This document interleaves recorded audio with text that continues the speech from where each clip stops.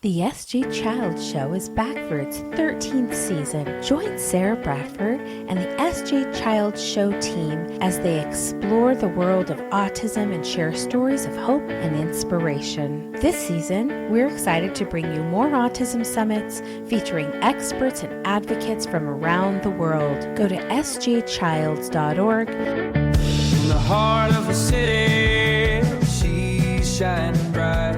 Oh yeah, stories of love and courage all throughout the night.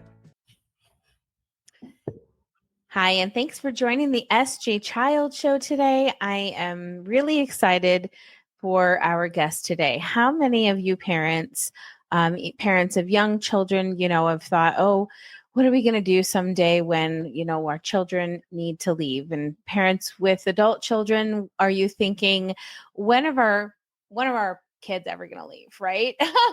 And so here we have today somebody wonderful to help answer all of those questions, and especially the in between, and let us know some great advice on how to move forward with some intentional parenting. And I think that that's the most important part, is that we put our intentions into everything we do. But it's a pleasure to meet you, Dr. Jack, and I don't want to mess up your last name. I'm going to let you introduce yourself so that I don't go doing that. But it's so great to meet you. Please introduce yourself and let us know a little bit about you. Sure. I am a psychologist specializing in working with parents at the launching stage of young adulthood. So helping parents navigate that process successfully. And I have three. They're no longer young adults, but at least two of them are in the millennial generation and one in the Gen X, and they're happily married and have marketable jobs and all. So I think they're pretty well launched at this point. And some of my story goes back to issues with my father, some estrangement with my father that I had to work through, and then I actually did my dissertation work at the University of Wisconsin on trying to define and measure healthy separation from parents.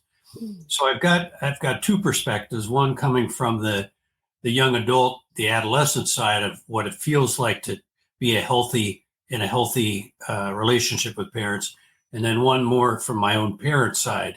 What does that mean to be in a healthy relationship and be able to facilitate this launching process? So And so I've been important. doing this for about 50 years, so I'm old as dirt.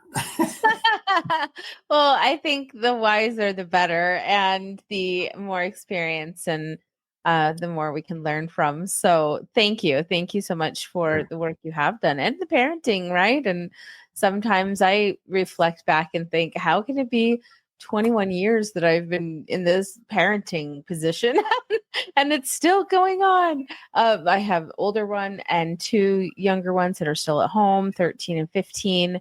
And so this is a perfect time to start thinking about it not being so far off in the future, and what that could look like, and what kind of good planning skills we can put in. But I think that, and I'd love, your opinion on this. I think that it starts far, far further back, and as soon as you can, probably, at least for yourself as a parent. I'm finding, maybe just because it's on child number 3, but I'm finding that the more I envision kind of what my relationship might look like with my youngest child later in life, the more it drives me to want to create a different type of relationship with her. I find myself much more concerned about her social emotional wellness than I was with, the oldest one. I was more concerned about grades and discipline and things and such. And so it's this shift. What is your approach, and what you generally kind of guide parents to? How do you start that process? Well, I want to make one comment about how parenting, there's a certain bias, I think, in our culture that, once your kid reaches 18 or 21, they ought to be out of the house. And that's the definition of a launched young adult. Well, that's not my definition. My definition is that the parents enable an adult child to increase their self-sufficiency and their independence while retaining a caring relationship or bond with the parents.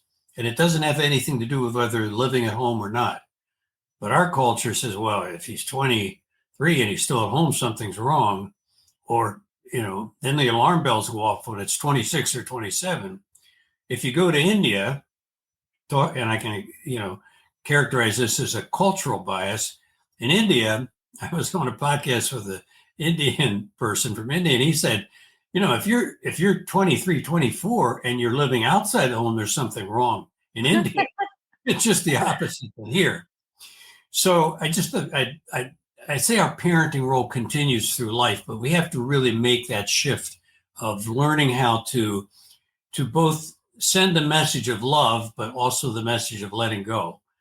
And I think that starts very young. I talk about the holding the child and letting go, holding and letting go. And that's constantly continues to need to happen throughout the family life cycle, the development of the child. And if you some parents will say, okay, they're teen or 18 now, I'm going to just totally step out. And I've demonstrated in my research that if you just give autonomy alone without love, the results are not that good. In fact, with the two populations I studied, the delinquent population, drug abusing population, had lots more autonomy, but they didn't have the love factor in there. So that's why even the subtitle of my book, the Parents Launch Code, Loving and Letting Go of Our Adult Children. So I really want to be sure that parents start with love, unconditional love, no matter what. And that's foundational to being able to build the launch pad so these kids can successfully move into adulthood. Yeah. And I guess, it might be great to define, and I'm sure everybody has their own definition possibly, but what types of mannerisms, shall I say, should we give with unconditional love? Things like, forgiving our child or not judging them, not shaming them, trying to connect more with them. What are some of those ideas that you have about that? Yeah. Yes. I mean, I really make the distinction, and some people say, whoa, you can't just give unconditional love. I think you can. And there's a very very real distinction between unconditional love and unconditional approval. Unconditional love means no matter what, I love you as my son and daughter. That will not change. Nothing can break that bond of love that I feel for you. That's very different than saying, I have a problem with your behavior. Your behavior is something that's irresponsible, or I don't think it's helpful to you, or it's antagonistic, and I think you need to address that. So that distinction's really, really important. So, well, and I think that in offering those types of constructive criticism, then you are offering love, and because you're only looking out for their best interests, and they might not view it as that at the time, but I agree with that you are once again having intent of allowing this human to develop in the way that's conducive for their own success and well-being. And I think that that's an important part of early parenting that has to be learned, maybe, and hopefully something like this podcast will definitely help give those tools too. Sure. Well, I always say no is not a 4-letter word. And sometimes it can be the most loving thing a parent can do, and or say to a child, if your toddler's toddling to the street, you're going to say no, pick them up and bring them back, and that's the loving thing to do. It gets harder when you've got an 18-year-old getting into a car and maybe they've been using alcohol or smoking weed or something. And now what do you do with that? And in my opinion, no means you call the police and say, hey, you pull them over, because that's the loving thing to do, so they don't kill themselves or somebody else. So Yeah. it's harder to say no when they're older, because you want them to make their own decisions in some ways, but you have to have values in the home. You have to have rules, guidelines that are kind of deal breakers. You can't bring drugs into the house. You can't steal. You can't damage property. You can't threaten people. I mean, you can't let young adults, teens, violate those rules. It doesn't help them, because society is not going to allow them to do that. So Absolutely. No, the boundaries have to be kept, and you have to have clear consequences and discussions about those things. I think that, or lining kind of the expectations up for those things is the best, because then there's a clear understanding of, well, you already knew ahead of time that this was something that was off the table. So makes it a little bit easier for some accountability in the end. I wrote this blog, which has been pretty popular on YouTube. Never evict your child. Well, when you read what I have to say, it's a young adult, a teen or a young adult can indicate in two ways they don't want to live in the house. One is to say, I want out of here, help me move, I need to move on with my life. And the other is they disobey and they don't abide by the rules in the house. So by their actions, they're saying they want to live in another space, another place. But I also tell parents, help them make that move, be a partner to them. Maybe you give them some furniture, help them get started, but not to make it as a huge, angry kind of confrontation. Okay, you're not buying by the rules. Get out of here. Say, listen, it looks like you don't want to live here and under our rules. And I understand it. Maybe it's time to be someplace where you can have your own rules. So we'll help you. We'll help you move out, and we'll help you look for some housing, and maybe help you find roommates or something. And we'll work with you because you're telling us you want to move on. So. Yeah, I like that. Offering some options to help. I think that's a wonderful idea. It stays you're staying in a positive partnering way with the young adult on their move into adulthood. You'd like them to just like it to go smoothly, and for them to say, okay, it's time to leave now. Let's lay out a plan. But it doesn't always work. Yeah, that's certainly true. Sorry about the lag we might be having in our internet there. It's really important to obviously individualize, what type of adult child, individual are you dealing with? And we, kind of talked about this. So let's talk a little bit about the autistic community and how we can, with the individuals who are going to be ready, and at whatever point that means, in their 30s, whatever, it doesn't, like you said, that's not like a time limit. How do we, and what kind of systems should we help put in place for those individuals and those parents?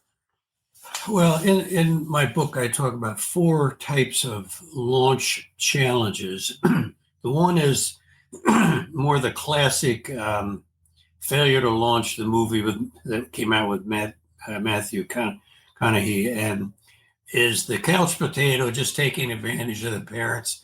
I like it. Here's free food, get the free Wi-Fi and TV. Hey, it's time to move on. It's time to get a job, go to school, do something. That's one group. Now they may have there may be some anxiety and maybe some depression going on, but that I'd argue that it's typically somewhat related to their failure to move on in their lives. That's a contributor, at least. That's one group. The second group, and this is where the autistic young adult falls, is I would call it the kind of impaired group, where there's something that's impairing their process. It could be learning disability, ADHD, spectrum it's just physical disabilities or whatever. So in some ways, they're trying to overcome those things. The third group is what I call the derailed launch problem. And this is the person with serious mental health issues where they've got to be medicated, maybe even in a facility, or it's going to be hard, maybe on the street, but it's going to be hard. Or they have an addiction problem. And I argue with this group, until you deal with those two, they're not going to move forward. So they're kind of derailed. Got to help them out. And then the last one is the estranged young adult, where they have cut off the relationship with the parents. And to me, that's still a failure to launch because you haven't retained the caring bond that needs to be there. Yeah. So in that second group, then and across the board, I think that every teen and young adult wants to be more independent. They have an internal drive in that direction. So when you're dealing with someone that has some impairment or limitation, it's important to understand that they still want to be as independent as they can, and parents should honor that and try to help them to be as independent as they can, to kind of recognize that need is there. So I've got two young adults that I'm working with who are autistic. One of them has made great progress. When I started living at home, they couldn't have eye contact with me. It was a lot of communication problems. Well, that young adult has now made it all the way to being in an apartment, have his own car, and driving to work. Wow. But I'll tell you a little interesting part of that process was him learning to drive and get his driver's license. And his parents would try to teach him, but every time they got in the car and said, "Would you like to drive?" he could tell they were quite anxious about that. And he said, "No." Yeah. So they actually got a friend from church to teach him how to drive because the parents' anxiety was so high that it affected his anxiety. And he was in some ways bailing them out as well as himself on that. So it was a good decision to make. It's somebody else that isn't quite so anxious about the process. So he's made good progress. Now I have another young man's 25, 26, who has both a physical disability and he's autistic. And it's unclear how far he's going to be able to go in terms of ultimately living on his own. And that's it's a decision parents need to make at some point in time. But the goal there is to increase as much as possible his independence at home. And as he gets more and more independent at home, cooks his meal, does his laundry, cleans his room, he gets closer to being able to be in an apartment on his own. So we don't just say, "Okay, wait till you move in an apartment, we'll teach you the independent living skills." You start to do that right away. But it may be at some point you say, it just can't happen. It's too risky. The falls, the problems that this young man might have, he may have to live at home. But again, back to that bias. So he lives at home, and maybe he gets some part-time job or some volunteer stuff. And I think that's okay. I don't think parents should be kind of denigrating themselves or their actions in those cases. So Yeah.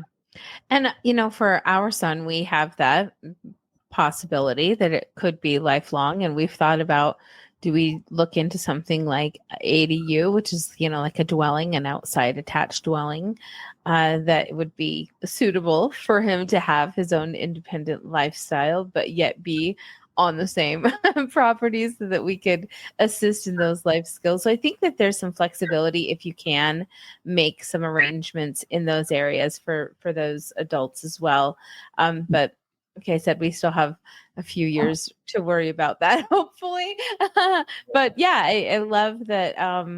One thing that I have definitely been kind of embracing with my youngest is saying, like, I want you to go and be happy and be independent. And I want you to be able to come back and to be happy coming back and visiting and wanting to come back and doing these, things. So I want it to look different than it is in, for other situations. And I think that maybe in having those conversations as well, I hope that it's letting her know the importance of the intent I'm putting into it. And, Mm-hmm. I think it's a good conversation to have, even when they are early teenagers, to let them know, like, I really want you to leave the house and be out on your own and be independent. And so just, how can I, and maybe even how can I help you? How does that look to, asking your teens what their ideas of moving out looks like someday, and maybe cultivating those ideas with them. That just popped in my head. Sure. I don't think it's ever too early to start talking about that, and particularly if they end up bringing it up. So, but I think along the way you can increase their opportunities for greater independence and greater decision making. I think there's a book, I think it's called Raising Free Range Children or something like that, which kind of takes the position that we've coddled and made decisions for our kids too much, and we need to let them go more, let them be free range more. So I think, as much as you can, give them opportunities for independent experiences and independent decision making, which I think will set the stage for that leaving process then. So. And let's talk about your book and how that came about. What were the kind of the lead ups to that? What made you decide, okay, this is going to be the book I'm going to write about? And show, you have it right there. Let us take a look at that for a second and talk about Here that. It is. I'm sorry I don't have my bookshelf in back of me. It's off to the right here, or I could have it sitting there like a lot of people do. So, but it's the Parents Launch Code, Loving and Letting Go of Our Adult Children, available on Amazon. So this is a kind of a culmination of my work, well, going way back into my childhood and my dissertation. But in the last 10 to 15 years, I've been working a lot with parents of young adults who have been struggling with helping them get traction on their process of moving toward greater self-sufficiency and independence. So I started seeing that in my clinical work. And then I did some workshops in the evening, but that wasn't, I'm supposed to be semi-retired. I'm not sure my wife would agree with that. But anyway, I didn't want to keep doing workshops at night and that type of thing. So then I built the website. And then on the website, I began to develop this set of practices, which I call the launch code, that I think parents need to apply or strengthen in order to create the best launch pad for facilitating that movement into adulthood. And I can go through those briefly if you want me to. Oh yeah, that'd be great. So they're foundational practices. One of them is the unconditional love, which I noted earlier. It's just no matter what, you're loved. You always have a place in my heart. You may not always have a place in my house, but you have a place in my heart. Okay. Love it. The second practice is build a closer relationship to your young adult or your late teen. Now, people would say, well, no, you don't want to do that. You're trying to let go. You should back away. Well, what I say is you need to change from a directing and controlling to more of a consulting and partnering with them on their identity development and their independence. So how can I help you develop who you are and what you want to be and what skills you have and talents and strengths, and how can I help you be more independent? So you bring your love in there in that supportive way. So those two are foundational. And then there's two practices that I call healing practices. The first one is apology, because I just find parents, I work with parents, autistic kids years ago when I was at a child guidance clinic, and there's a lot of guilt that parents feel at times. Well, maybe there's something I did, or maybe I'm not doing enough, or whatever. So I think parents need to, if there's something they feel like they did or didn't do, that they're still hurt, they're still disappointed in themselves or feel guilty about, they need to apologize to the young adult. And I encourage it, writing it out and reading it to them, because that reduces the guilt for the parent, as well as it softens the potential for resentment to remain there in terms of the young adult. And then sometimes as a second step, the parents then need to forgive themselves too. Okay, I apologize. Now don't keep carrying it on. You forgive yourself. And sometimes parents need to forgive their kids too. I just talked with a mother earlier, and she said, I hate my kids. And I said, well, you better read chapter 4, because you need to forgive your kids, for your sake, because you need that relationship with your kids. And if you're angry at them, you need to get over that and let go of that anger. Then the fifth practice is bringing love and backbone together. And this is really essential for the launch, because this is where the parent needs to say, these are the rules here. And there are certain deal breakers. You can't stay here anymore if you break these rules, which I just described earlier. So it forces the young adult to stand up now.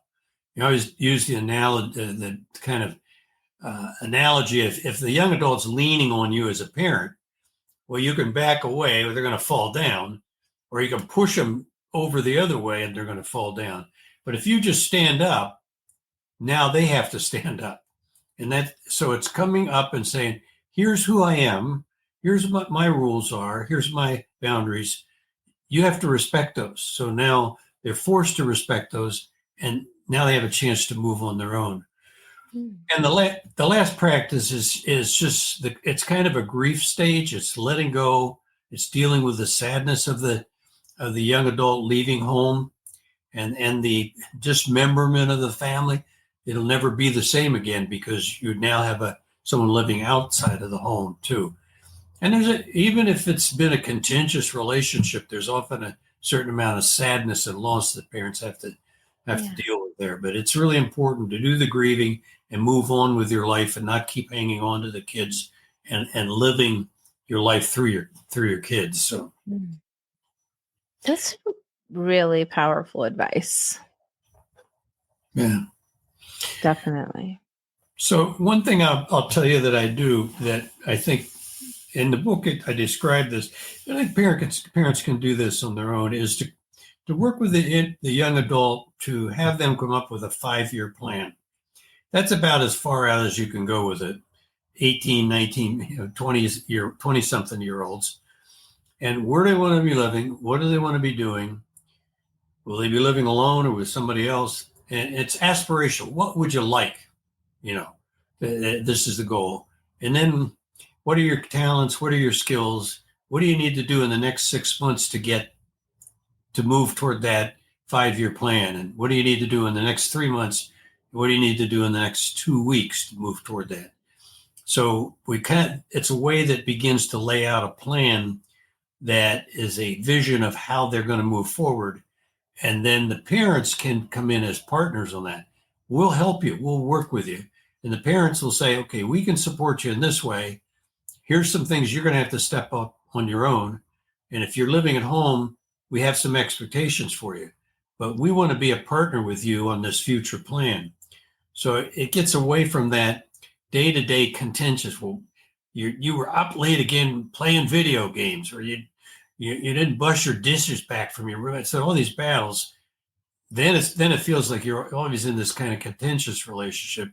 But once we get this 5-year vision, and the parents and the young adult can meet every couple of weeks or a month and say, how are we doing on our plan? It really shifts the relationship in a much more positive direction.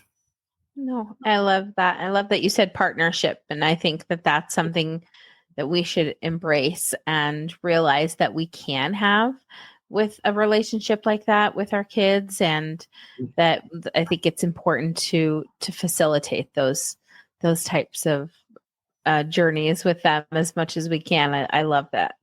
Mhm. And your website, going to put it up here, parentslettinggo.com. Tell us what kind of resources parents and adults can find on the website. Okay. Well, there are a number of resources. This book is described on the website, as well as some earlier books that I wrote that are shorter, that address each one of these practices that I went through. So if you thought, well, I only need this practice, you could order one of these smaller and cheaper books if you wanted to. So that's on there. There's a section that has interview questions that you can interview your young adult, tips on these different practices. And then there's a section with a couple videos that I've done. There's a listing of different podcasts that I've done. And then there's a whole area of probably close to 150 blogs that I've written that really have come from parents with whom I have worked and the issues they brought up. Well, how do you deal with this? Got a kid in the home with a drug problem. How do you deal with that? Or how do you deal with a child in the home that lies and doesn't tell the truth? So if people have a specific issue, they could kind of flip through those blogs and likely be able to find how I have addressed one of those issues that they might be having. So, and then there's a bibliography, and then there's a section on parent resources and resources for young adults, websites, and there's a good bit of resources like that on there too. So, well, thank you so much for the work you're doing. And obviously you, like you said, have been doing it for a long time now and have seen success in what works and probably what doesn't. I think was one of the most important lessons. Sure. Absolutely. Well, thank you so much. And what's in the future for you? What are your plans? Any other things coming up? Well, I think one thought I had was to maybe create a workbook off of the book that I could make available, and then people could just go right through the practices and how to assess this, how to lay out your actions around that particular practice. And so I may do that. I don't know if my wife may shoot me if I tell her I'm going to do that. You're supposed to be retiring. No, Right. That's fantastic. Oh my gosh, it's been so nice to have you here today. And I thank you for your time and the work that you've put in, and obviously the really service that you provide for families and parents, and in a hard process of transitioning in many ways for, like you said, life-changing. There's a process I didn't even consider having to go through. So some really good things for me to be able to think about and listen to again as I listen back to this. So thank you so much for being here today. Well, thank you for the resource that you offer to this community of neurodiverse young adults, teens, and parents. I think that it's just great to have this available. It's one thing with the internet, you can get so many good resources out there. So this is great that you're doing it. So. Oh, thank you so much. Yeah, it's a passion of ours, and I really look forward to just seeing how far I can take it, really. We'll see, right? I would love to stay in touch and check in on you and see. And if that workbook does come out, give me a little email and we'll have you back on to check about it. Thank you so much. And I'd love to stay in touch. Good. Yeah, me too. Thank you. In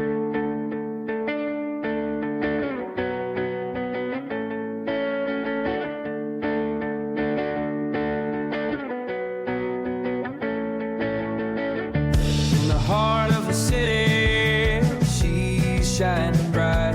Oh yeah, stories of love and courage all throughout the night. Her voice resonating, an anthem for all through the trials and the trials. She answers the call. mother and a fighter, breaking barriers in stride. With love as her guide, she'll never hide. She's changing the world for you, with a heart that's fierce and strong. Empathy's a melody, in a journey we all belong. Followers gather like stars in the night, so bright. 44,000 voices sharing in the light. She stands for family, advocates for more. A movement of compassion, ways will soar. Podcast together, a symphony of support. Creating life, changing rapport. She's changing the world for you, with a heart that's fierce and strong. Empathy's a melody.